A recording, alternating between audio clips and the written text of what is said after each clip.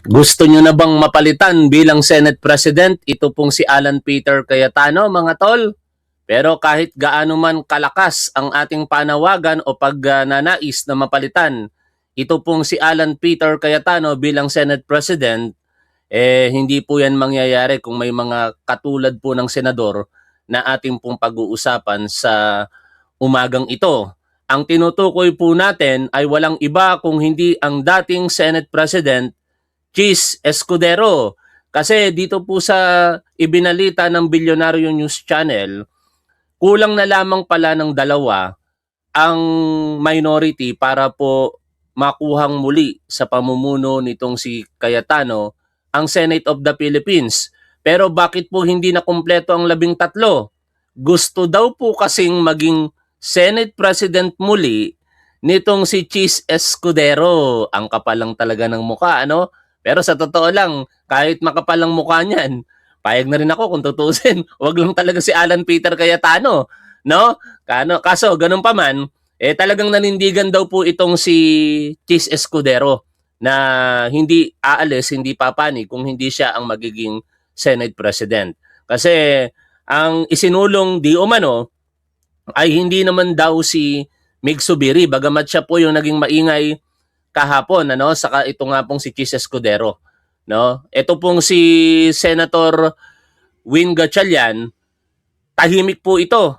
I'm not pertaining to these senators, ano, yung publiko ang tinutukoy ko. Ang tinutukoy ng publiko kahapon, mainit na pinag-uusapan, ay si Senator Mig Subiri na hahalili dito kay Cayetano. Pero ito pong si Win Gatchalian pala, no, ayon po sa report ng Bilyonaryo News Channel, ang talagang isinusulong na maging Senate President ng minority.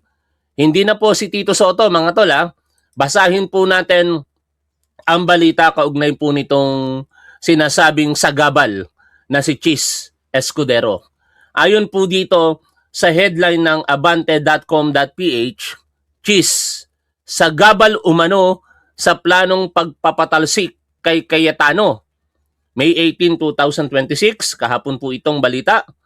Pinakamalaking balakid umano sa pagsisikap na patalsikin si Senate President Alan Peter Cayetano ay si Senator Francis Cheese Escudero dahil sa umano'y kondisyon niyang makabalik sa pagkapangulo ng Senado kapalit lang kanyang suporta sa kudeta. Grabe. Kawalan na talaga ito ng prinsipyo, mga tol. Ito po ay personal na interest na lamang kung ang may katotohanan ito pong balita ng Abante. Ayon sa impormante ng politiko, seryosong ikinokonsidera umano ng 11 miyembro ng minority bloc si Senador Sherwin Gatchalian bilang posibleng bagong leader ng Senado upang palitan si Cayetano. Sino-sino ba ang mga miyembro ng minority sa ngayon?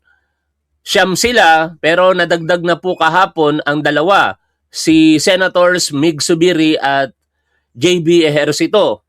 Kaya sa mga pagkakataong iyon sana kung naghudas, kasi ang pahirap dito hudasan, no? Kung naghudas itong si Cheese Escudero at isa pang senador, baka nakuha na po yung bilang. Tuloy ko po yung binabasa po natin dito, ha. Sabi po dito, ayon sa impormante ng politiko, gayunman, umano'y natigil ang negosasyon matapos tumanggi si Escudero at 4 nitong kaalyadong senador na suportahan ang plano kung hindi siya ibabalik bilang Senate President. Baka ganun yung nangyari, mga tol, di ba? Naalala ninyo, may mga video or photos na may minority senators o majority senators ang umakyat sa 6th floor kung saan ang minority block ay meron pong caucus bago po ang sesyon kahapon. Baka yun yung isa sa mga napag-usapan nila, no? Mabilisan. Kaso lang hindi pumayag ang minority na si Escudero. Kaya hindi rin pumayag ang grupo ni Escudero na sumama sila sa minority. Yun ay spekulasyon natin, mga tol, lang.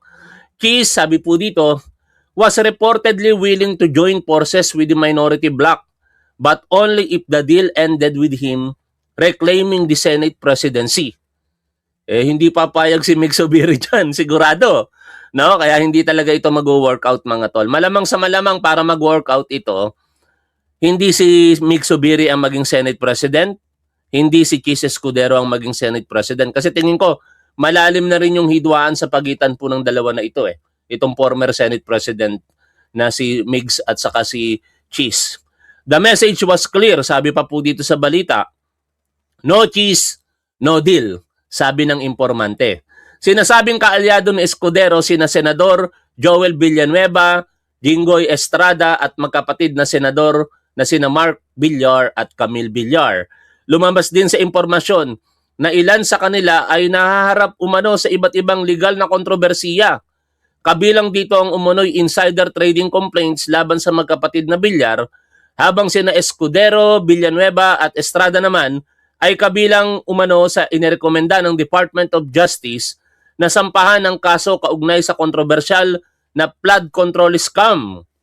Kung nakipagsanib puwersa umano ang grupo ni Escudero sa minority bloc, aabot sa nasa 16 na boto ang kanilang hanay, higit sapat upang mapatalsik si Cayetano bilang Senate President. Sa ilalim ng Senate rules, kinakailangan ng hindi bababa sa 13 boto upang maghalal ng Senate President. At mali ako doon sa nabanggit ko kahapon mga tol, sapagkat ang akala ko kapag ka may mahigit sa 2 o 3 o higit pa ang kumandidato sa pagka Senate President, majority lang ng boto makuha nila, isapat na, hindi po pala. No? Ako po ay nagkamali doon at kinokorek ko ngayon ang aking sarili. Kahit gaano karami ang kumandidato sa pagka-Senate President, ang kinakailangan pong boto na makuha ay 13 para po mapalitan ang nakaupong Senate President. Pero napakanipis po talaga ng bilang ngayon, 13 against 11. Kaya tingin ko itong si Cayetano, baka hindi po ito mapagkatulog sa araw o sa gabi-gabi sa kakaisip na anytime tomorrow, ika nga, baka matanggal na siya bilang Senate President. Ayon pa sa impormante, nanindigan umano si Escudero sa kanyang kondisyon kahit pa umano'y nakipag-usap na ang Malacanang hinggil sa posibilidad ng pagpalit kay Cayetano. Chis reportedly told Malacanang he was open to another leadership change, but only if he himself would become Senate President. It was essentially a take it or leave it position, ayon sa impormante. Kakaiba, no? Mas nais umano ng minority bloc si Gatchalian dahil nakikita itong hindi gaanong kontrobersyal at may kakayahang magpatupad ng reforma sa Senado. The minority like win because he's reform-minded, easy to work with, and deeply familiar with the budget process. For the group, he represented a fresh start for the Senate, ayon po sa impormante. But unfortunately, for now and yesterday, hindi po yan nangyari. No? We do not know mamayang hapon. Kasi marami pong nagsasabi po dito na anytime po talaga, pwede pong mapalitan bilang Senate President, ito pong si Alan Peter Cayetano, na sa paningin po ng marami ngayon ay parang tupa, no? O parang leon na nagbabalat kayo bilang tupa. Tama ba yung ilustrasyon ko? Ano? Kasi nagtataka talaga ang marami kung bakit panay salita po ng Diyos ang ginagamit ni Alan Peter Cayetano, pero panay naman po ang suporta niya sa mga mamamatay tao. No? Before po natin puntahan yung particulars diyan kay Alan Peter Cayetano, ito po yung sinasabing balita ng Bilyonaryo News Channel na halos parehas na doon sa binasa po natin sa Abante. Ito nga po, si Gatchalian talaga ang sinusulong di umano ng minority, but unfortunately, hindi po sila nakakuha pa ng 2 boto para po masecure sana yung 13 votes diyan po sa Senado. Senate coup for Gatchalian fails, short by 2 votes ayon po sa source. A plot to install Senator Sherwin Gatchalian as the new Senate President secured the commitment of 11 lawmakers but was aborted as it fell short of the minimum 13 votes needed. Kinuwento na po natin sa inyo yung dahilan at isa nga daw po dito si former Senate President Chis Escudero na hindi talaga makamove on sa pagkakatanggal sa kanya bilang Senate President kaya gusto pa rin makabalik bilang Senate President. Ngayon, ito pong si Alan Peter Cayetano ay sa tingin ng marami, hindi po ito talaga karapat-dapat dito po sa kanyang posisyon bilang Senate President. Kaya ang dami pong mga individual ngayon ang naglalabas ng kanilang mga saloobin, partikular sa social media, na nananawagan para magbitiw itong si Alan Peter Cayetano. Pero lahat po yan dinismiss lamang ni Alan Peter Cayetano at sinabing hindi po siya magbibitiw sa kanyang posisyon bilang Senate President. Kapit tuko talaga. Sa bagay, ano po ang ine-expect natin dito kay Alan Peter Cayetano? Wala naman po talagang isang salita ito. Kung matatandaan po ninyo, nung ito po'y nag-agree sa term sharing bilang speaker sa panahon ng Duterte administration, nang dumating na yung panahon na tapos na yung kanyang term sharing, ayaw niya na pong bumaba sa pwesto bilang speaker. Talagang pinanghawakan niya po ito ng todo at dumating pa sa punto na pinapatayan niya ng wifi ang kamera at saka ipinadlock ito. Pero kinalaunan, nakialam na ang Malacanang noong mga panahong iyon at kinausap silang dalawa ni dating Pangulong Rodrigo Duterte. At doon, wala nang magawa itong si Alan Peter Cayetano, kaya ibinigay niya na rin kinalaunan kay Lord Alan Velasco ang speakership ng mga panahong iyon. In short mga tol, gagawin lahat nitong si Alan Peter Cayetano ang makakaya niya para lamang manatili po ito sa kanyang pwesto. At ano ang tawag doon? Yun ba ay isang tupa na mabait po talaga?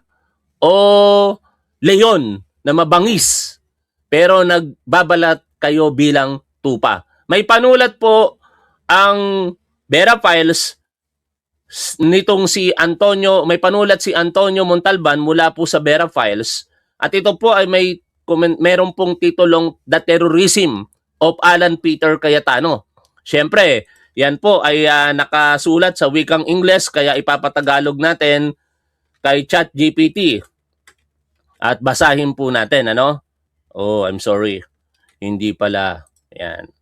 Ulitin ko lamang mga tol, ito po ay naka-post sa Vera Files pero ipapatagalog po natin kay ChatGPT para mas maunawaan po nating lahat. Ngayon, bago po natin basahin yan, gusto ko lamang din i-share po sa inyo yung panulat nito pong si Agent Rick Diaz. Isang Facebook page po ito at i-follow natin. Di pala ako nakapollow sa kanya. Ito po ang kanyang saloobin tungkol partikular sa mga sinasabi nitong si Alan Peter Cayetano. Ayon po kay Agent Rick Diaz, para kay Alan Peter Cayetano, ang ginawang pag-serve ng ICC warrant of arrest ng NBI kay Senator Bato de la Rosa ay pagtibag sa Senado. Ayaw niyang aminin na siya mismo ang tumitibag sa Senado dahil sa mga ginawa niya.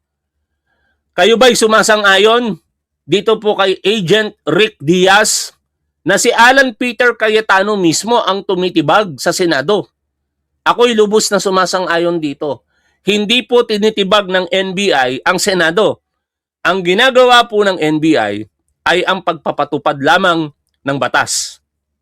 Kung meron mang tumitibag o sumisira sa Senado, hindi po NBI yon, kung hindi ang mga personalidad, partikular ang Senate President ngayon ng Senado. Sabi po dito, kinumbinsi niya si Bato na lumabas sa pagtatago para bumoto sa kanya. Isinakay niya sa van papuntang Senado. Nang iseserve ng dalawang lady agents ang warrant, kumaripas ng takbo si Bato papasok sa plenary hall at galit na nagsumbong. Pinadirect contempt niya ang mga NBI kahit hindi niya naman nakita dahil sa labas ng plenary hall nangyari ang foiled service. Pinaaresto niya sa USAA ang mga agents. Nag-issue ang Senado ng protective custody kay Bato. Nagpaputok ng warning shot si Aplaska sa NBI agents na nasa GSIS. Niratrat ni Aplaska at USAA ang loob ng Senado at butas-butas ang salamin. Under attack daw ang Senado pero panay Facebook Live si Cayetano at mayorya ng senador. Inaresto ng USAA at mga pulis ang NBI volunteer driver na walang baril at pinagbibintangan na nagpaputok sa Senado. Narinig si Jinggoy na pinapatago ang CCTV para hindi makita na walang NBI sa Senado kundi sa katabing GSIS building. Ayaw tanggapin ng Senado ang subpoena at suspensyon ng ombudsman. Kung titingnan mo ang lahat sa itaas, isa lang ang ginawa ng NBI, ang subukang arestuhin si Bato de la Rosa na performance of duty at legal, sabi ng DOJ at Solgen. Sa kabilang dako, lahat ng ginawa ng Senado ay illegal. Sino ngayon ang tumitibag sa Senado?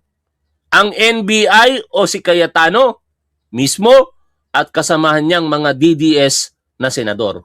Lahat po ng observation dito ni Agent Rick Diaz ay tama. Kaya ang konklusyon talaga natin, I hope you will agree, no? Ang tumitibag sa Senado, walang iba kung hindi si Alan Peter Cayetano. At ito nga po ang panulat ngayon ni Antonio Montalban, ang terorismo ni Alan Peter Cayetano. Translated in Tagalog by ChatGPT, babasahin ko po sa inyo mga tol. Ayon po kay Montalban, ang taong ito ay isang panganib sa lipunan. Nag-a-agree ba kayo, mga tol? Paki-comment nyo lamang ha, kung kayo po yung nag-a-agree dito po sa mga binabasa at nire-reaksyonan po natin. Si Alan Peter Cayetano, ayon kay Montalban, ay panganib sa lipunan. Bigyan mo siya ng pampublikong posisyon, kapangyarihan at impluwensyang politikal. Hindi niya makikita ang mga ito bilang mga kasangkapan para sa pampublikong pamamahala. Makikita niya ang serbisyo publiko bilang tabing lamang upang bigyang kasiyahan ang sariling ego.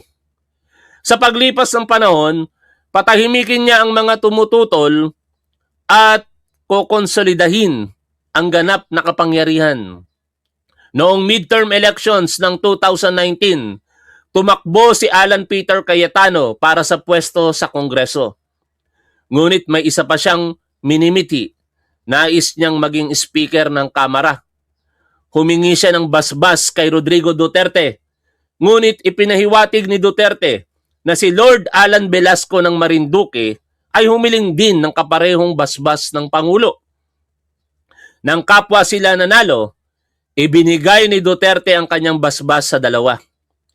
Noong Hulyo, inanunsyo niya ang kasunduan sa term sharing ni Cayetano at Velasco. Mauupo si Cayetano bilang speaker sa loob ng 15 buwan at pagkatapos ay papalit si Velasco sa loob ng 21 buwan.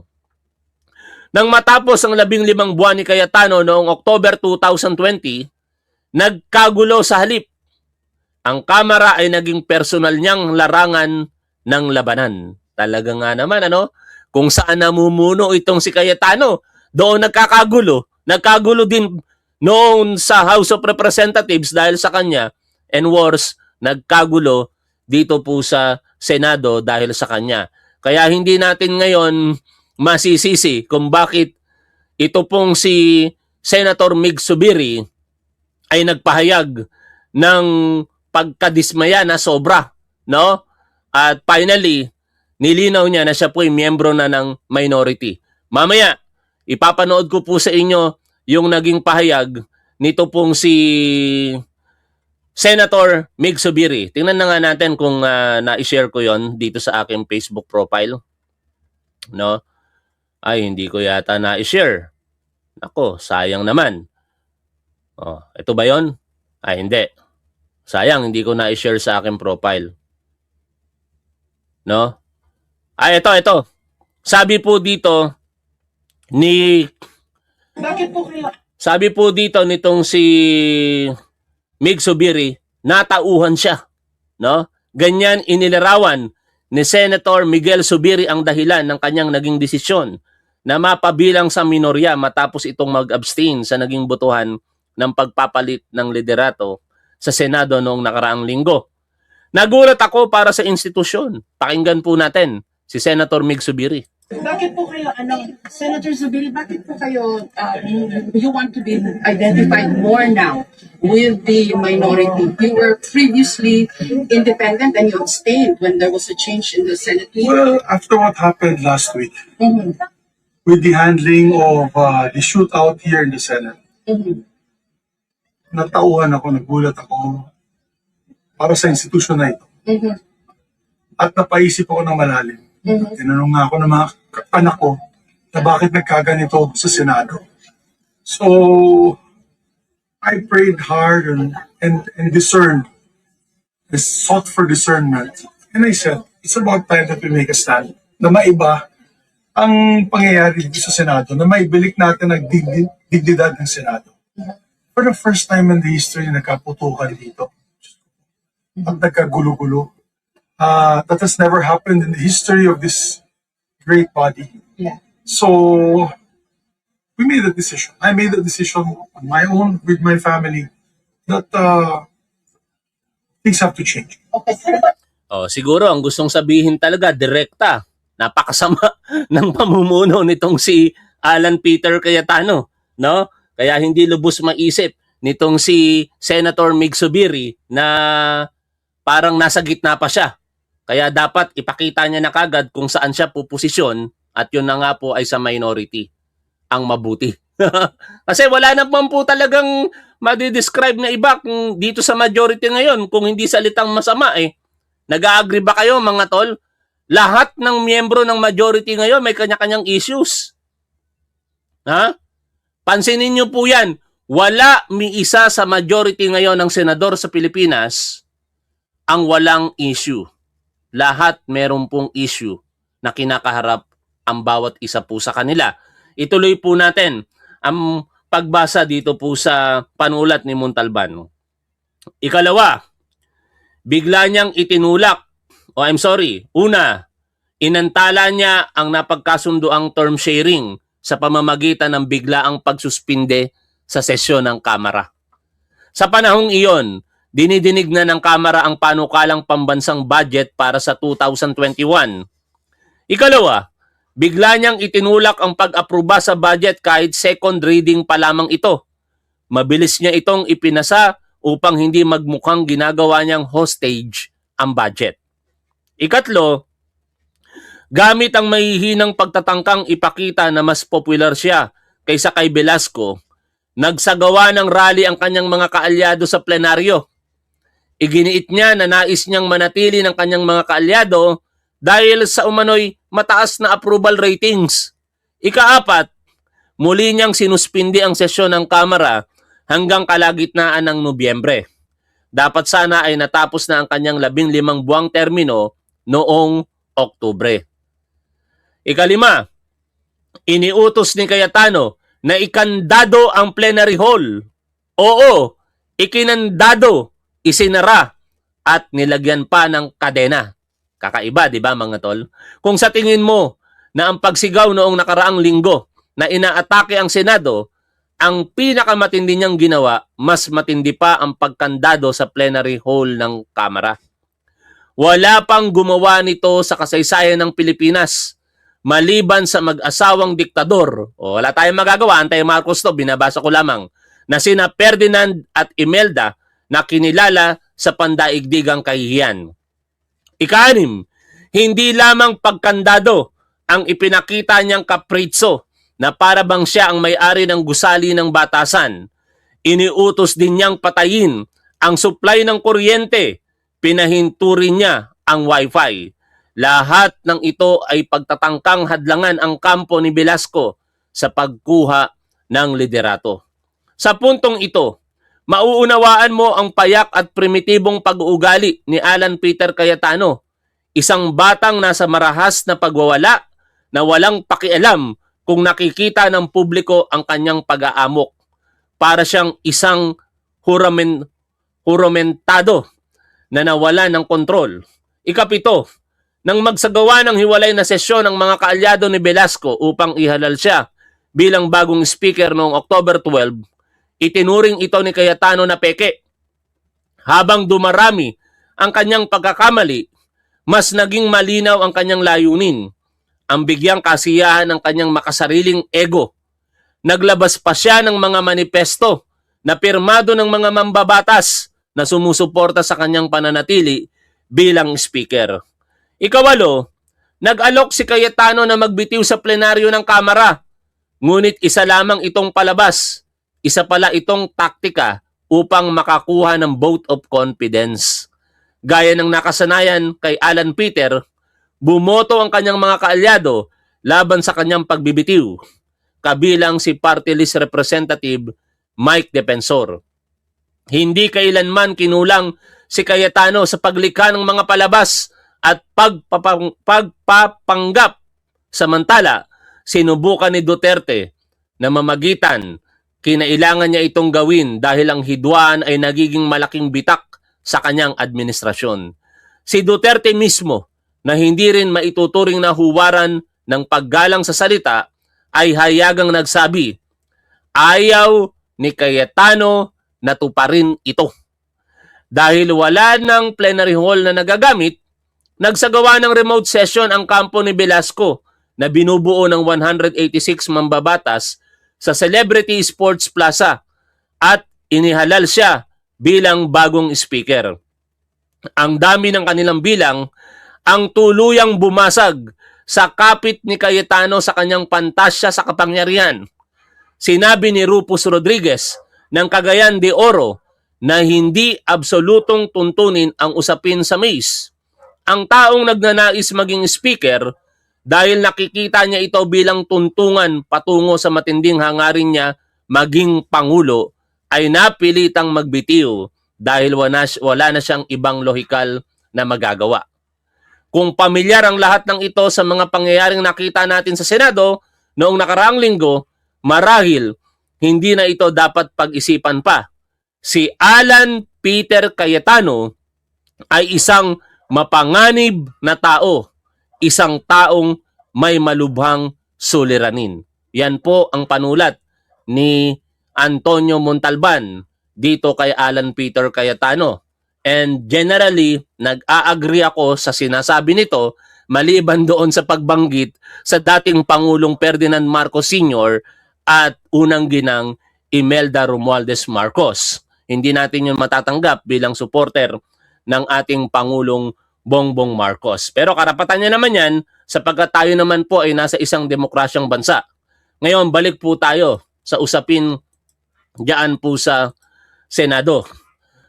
Ang pinaka-latest ay sa putukan na yan, nakalaya na po ito pong inaresto ng OSAA na sinasabing nagpaputok daw po mula sa hanay ng NBI, ito po yung driver.